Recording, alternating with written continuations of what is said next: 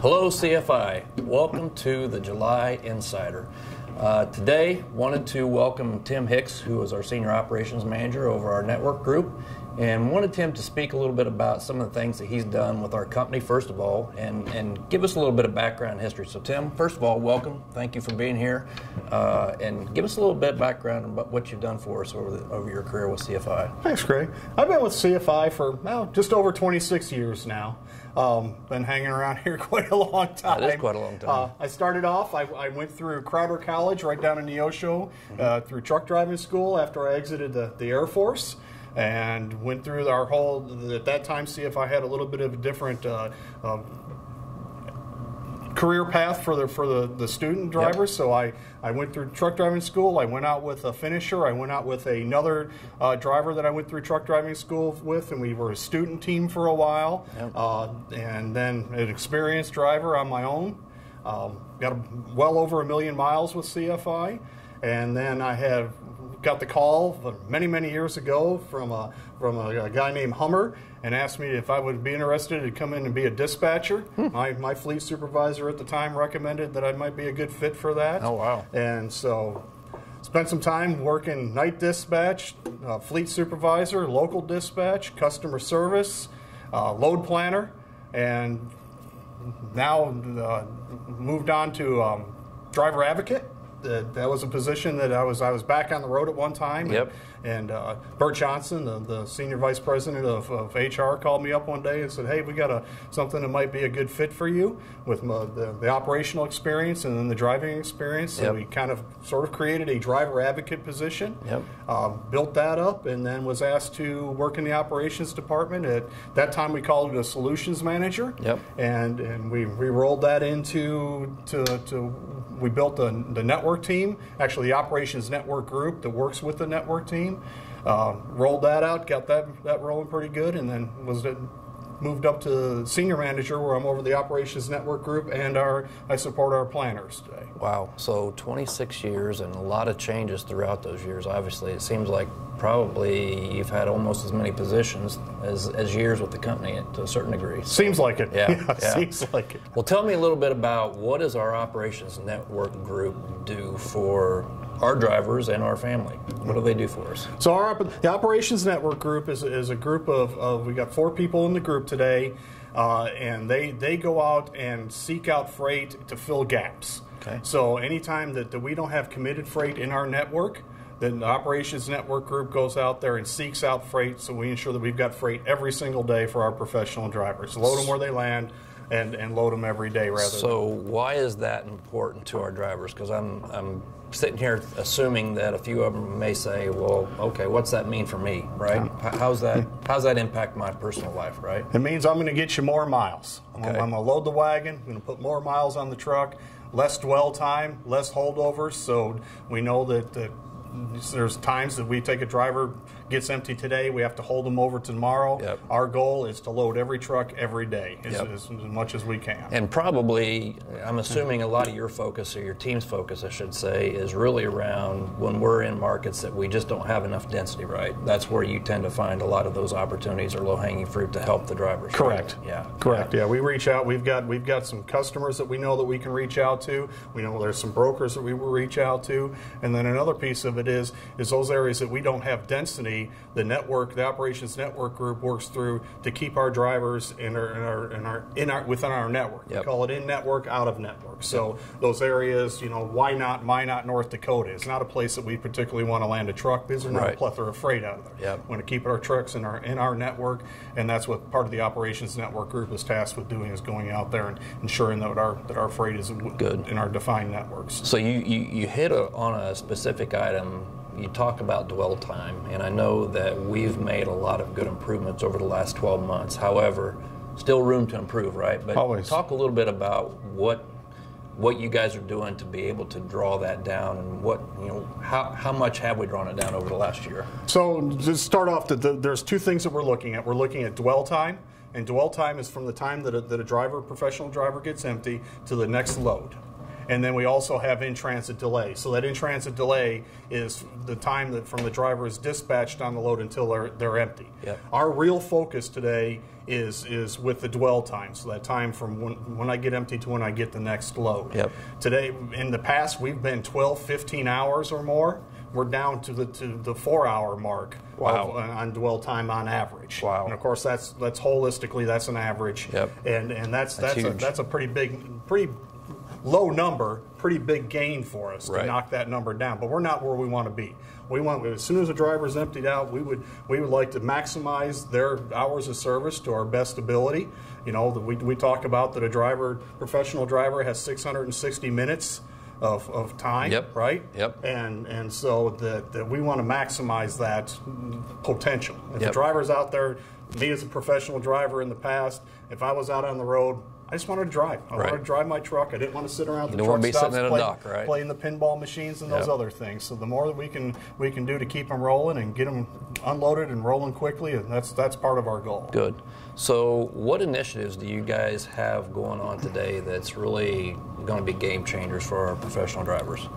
We got quite a few. So when we're talking about for our professional drivers, you know, our professional drivers at the end of the day, they want two things, right? They want miles and they want home time. Yep. So when you know, the operations network group working with the network team are finding that freight, getting those miles. Our miles are up. Yep. You know, we're in the 490s on average for miles per tractor per working day, right? Yep. So that translates to our professional drivers. They're out there rolling. They're working hard. Yep. So our next step is our professional drivers' home time, their highlights. And so myself and Brett Schwab, who's Senior Manager of Operations, he supports the fleet side, have put a collaborative effort together we built what we called a critical highlight board. Yep. So we're looking at all our professional drivers that are at the 5-day mark on their highlights. And we're putting them on a board. We're presenting that, putting it in the middle of the operations department for the planners and the fleet supervisors to see. And then every day we go by and say, where are we at with this professional driver? Where are we at with this driver in this area? The fleet supervisors have skin in the game. They're expected to come over and say, I've got a driver that's on the board. What are we doing to ensure that we're working him or her home in the most expeditious way, expeditious manner? Yeah, exactly. Yeah. And that's huge for us. I think Yeah. that's going to be a game changer for our professional drivers. Yeah, I agree. And you know, we've always had a huge focus on making sure we get our drivers home. But one point I want to get back to around, you touched on, you know, taking out dwell time and increasing miles. Year over year, if I remember right, we've been able to add almost 45 miles per truck per day. Yes. On our fleet year over year, and you think about that, you say, well, that's not a ton of miles, right? But at the end of the day, over, call it 5.5 work days, that's 250 miles roughly a week. Yep. And then when you look at that from a pay perspective, you know, we've been able to increase our drivers' pay on average probably $4,000 to $7,000 a year, which is that's pretty substantial when you think about it. Correct. So that's a great job by you and the team. We really appreciate the hard work there. How are the driver planners and fleet supervisors working together around other initiatives? What other things you got going on? I know you talked about home time, but is there something else that really is impactful for our professional drivers? So we actually have quite a few things that impact the professional driver. Many of them the professional driver doesn't see because it's something that's working in the background. Okay, so recently, about 6 months ago, we created an automated power account. Yep. So myself and a couple of other managers in the operations department spent a lot of time and energy on this. That for 26 years that I've been in this game, it's all been a manual process. A planner comes in the morning, they count trucks and they count loads, and then they go to work. Well, the minute they're done, they count trucks and loads. A minute later, that information is old. It's expired. But we're still working off some of that old information. So we spent a lot of time with the IT department, created a great tool that to the minute, every 15 minutes, this thing refreshes and gives us a new count. And what that does for the professional driver, it ensures every professional driver, we have that visibility to make sure that they have a load. And so we know where the drivers are at, where the trucks are at, where the freight is, and where our gaps are at. So that's a game changer for us. And it puts it in everybody's that needs to know that information in their hand. So it's not just the planners that are looking at that. Our customer service team is looking at that. Our sales team is looking at that. Yes. And we don't have to stop and call in. Do we have extra trucks? Everybody that needs to know is in the know with that automated power And the count. cool thing is you can actually pull it up on this crazy thing right here Exactly. and actually see what's going on. Yep. So our sales team out on the road, they all have cell phones and iPads and that sort of thing. It's all visible right there in their hand. And our world's evolving, right? Because to your point, we've always done this manually. Now we're in a situation where the sales team was always trying to fill the trucks, and usually by the time that we already had them filled by the time that they got 3 more loads dumped on us. Now we were overbooked and frustrated customers, right? So, so our planners use it every day. Our operations network group they're big on it. And it kind of dovetails into, I think a lot of our professional drivers know about, or at least have heard about, some Manhattan planning software. Yep. That's a big one. That one for me is going to be huge. I'm excited. Yeah. I was on board 12 years ago, I think, 13 years ago, when we first instituted the Manhattan software. It's kind of run along in the background, but we really haven't used it to its full potential. Technology has caught up with it. Combined with the auto power count, it's going to be a game changer for us. And really, it's just an optimization tool, right? It's going to pick the best driver for the best load based on the hours available, all the criteria that we can load in this thing. It will exactly. It's going to look at transit times versus driver's hours of service versus if the driver's highlighted or not. If there's requests that we need to put in for whether it's for Joplin for safety or shop requests, all that stuff. And it'll also kick back recommendations. It'll say this load has too much time. Let's relay it here. It'll say it has too much time. Maybe we'll relay it to another driver that has lower hours, and then we can use the driver that has more hours to increase their productivity. So it's going to be a great deal. Well, last question for you: if being an experienced driver in the past and knowing kind of how the being out over the road is and all the challenges that are out there, how do they put themselves in a better position today? To make sure that they're being optimized and given priority loads and being more successful than what they're doing today. What can we do? What can they do differently? Communication, by far, is the number one deal. Good call. We often have drivers that there's times when we dispatch a truck at 47 miles an hour, 50 mile an hour, whatever it is. There's times that the driver will say, you know what, I can get there earlier than what the computer says. The computer's just giving us a base, right? And so the driver, if they're doing 60 mile an hour, they can actually gain a 10-hour break on some loads. So the communication piece is big. If they have a professional driver that says, I can be here a day early, communicate that to the fleet supervisor, communicate that to the dispatcher, send a PeopleNet message, says, hey, I can be here early, can I deliver early? And then what the fleet supervisor can do, they can check, yes, we can deliver early or whatever the case is, and then they can communicate that with the driver planner. Because oftentimes what happens is the driver does a great job, gets in there early, knocks it out of the park, home run. The driver planner didn't know. The operations network group didn't know. We didn't see it on the auto count because we didn't change the ETA. So that is probably the number one thing that we can do as professional drivers. That's a great call. And then the other piece is maximizing hours of service. Anything that the professional driver can do to maximize their hours of service. If a customer has overnight parking, our customer service team is going through all the profiles, all the customers as we speak today. It's a huge undertaking and validating some of these. Do we have overnight parking? We're going back to the sales team. We need to know if overnight parking, that is the biggest one. If we can get in there overnight park, wake up in the morning, get unloaded, and we got a fresh book of hours. And not start your clock. Not start your clock. We're out the gate running, and we can improve our productivity. So those are the two biggest ones. Is maximize hours of service, communicate. Good stuff. Good stuff. Well, I know you had a few questions for me. What can I answer for you and our professional drivers and our staff that would be intriguing to them? Well, I think a couple of questions that I had is number one surrounds our facilities. I know that I look around and I see a lot of improvements that we're doing here in Joplin. Some of it's for our in-house or office employees, and then some of it surrounds our professional drivers. So what enhancements are we making for our professional drivers and our office employees? So I would tell you when we look at let's pick on a couple locations, for example. Joplin obviously is our biggest terminal. Over the years, we just haven't invested in a lot of the things that we really should have. And what we're trying to do now is kind of play a little bit of catch up. So we've been putting new carpet in a lot of our facilities. Our local dispatch, which is right behind us, we put new carpet in there. We're doing that in the big building. We're going to start doing that on the war room floor probably in about 3 weeks. The rest of the facility will end up getting new carpet as well. We've replaced the large air conditioner condenser unit here that is about a $250,000 spend, and nobody even knows that those type of things are really going on. It's just business as normal, right? But we're trying to make the facility a little bit more efficient. We replaced a few boilers, and again, people don't realize that we even have these things on site, but that's what heats all the water in all of our facilities here today, and just doing that one boiler, it's saved us a couple $100s a month in our utility bill. So when you think about that, these are the types of things that we've just kind of, over the last 25 years, have just kind of taken for granted, and we're starting to work on that. But let's pick on Laredo a little bit. So Laredo, JC and the team down there, we've really been focusing hard on trying to upgrade that facility a little bit. It's, again, been a 25-plus-year-old facility that we just haven't made good investments in.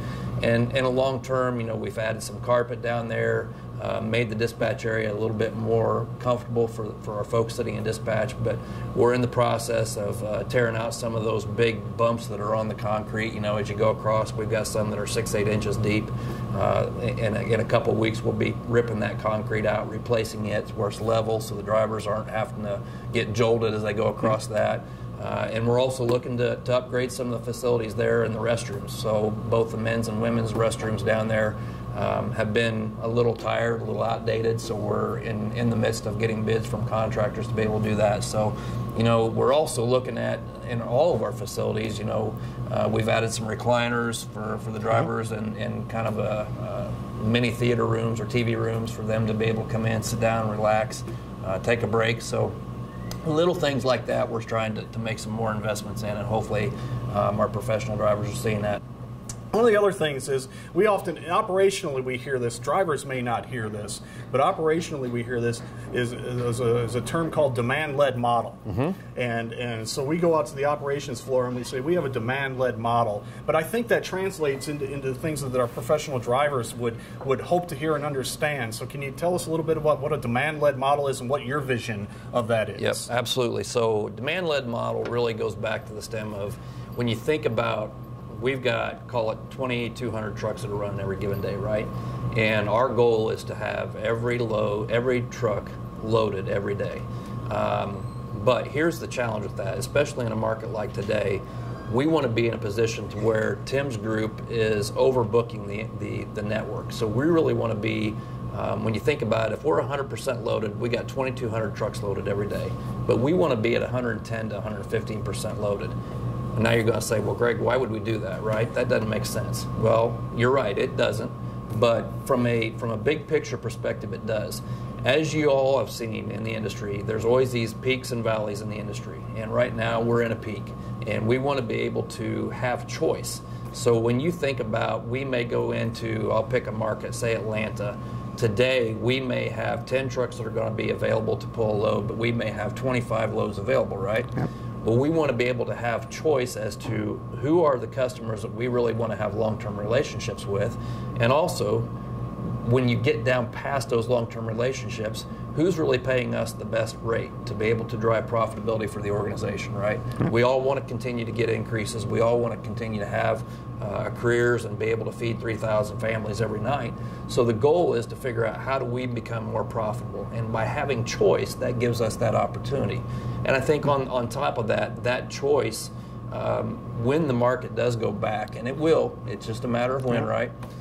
If we're at 115% overbooked today, we don't want to go back to 85 or 80% underbooked, because at that point in time, then we have drivers sitting, right? Yep. And then we start having more turnover and all those things happen. So at the end of the day, our goal is to make sure that we get to a point where we're peaked out at 115, 20%, And then when the market does flip, we're still at 100 to 105%, and we're still able to keep everybody happy driving down the road and feeding the families that we want to feed every day. With the demand-led model, and we talk about, where we're at today, how are we doing today? How are we doing as an organization, as CFI? Yep.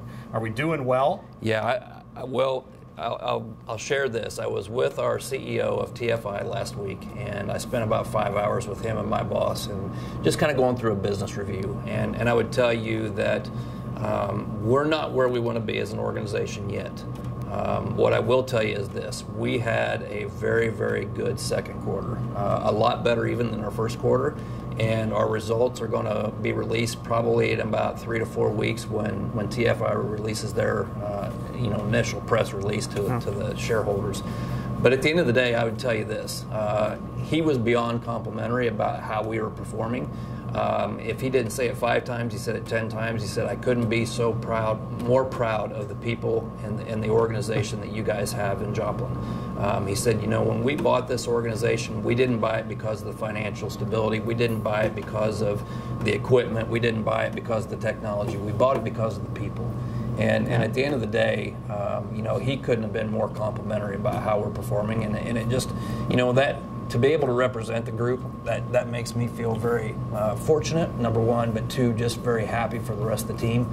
And to be able to share those type of comments with each one of you is key. And I know that, we all consider ourselves family. And I think, from the greater good at TFI, they see us as a heck of an organization and somebody that's going to be a hell of a competitor when we get down and dirty over the next couple of years. So we're really excited about where we're at right now and couldn't be more happy with everybody. That's awesome. So, and with that, it's kind of makes you proud, right? Absolutely. And it doesn't matter if you're a professional driver that's coming in our door today, that's in orientation today, yep, or a veteran driver that's been here for 20, 30 years. Yep. And have been through all the different changes. Yep. To be part of this organization, CFI today, that's good stuff to hear. Absolutely. That makes everybody happy, yep, myself included. Yeah, so. Absolutely. Well, hey, I know we're getting kind of towards our end here, but one of the things that we wanted to take a quick look, and you can kind of see over the years we've had these little model trucks, and it was obviously part of our heritage as an organization. And one of our vendors came to us a couple of weeks ago and said, "Hey, would you be willing to purchase those back?" And they kept every model that we've had made, and I think we've got a few more that we're going to be able to pick up. But this ranges about probably 15, 20 year span here. And we're going to try to find some more that are out there, but we'll be displaying these out in the lobby for those of you that do make it through Joplin and want to take a look at them. We'll have them labeled to be able to see what year it was, what make and model, but really just kind of bringing back again some of that CFI heritage of who we are and really just being a true trucking company. And I think this is very important to our history and not only our history but our future. So hopefully that's a real big positive. I feel pretty proud of it, I know that. So with that, folks, hey, I just want to say again, thank you for everything you do for us. We appreciate everybody out there. Be safe, and we'll see you on the next one. Have a great week.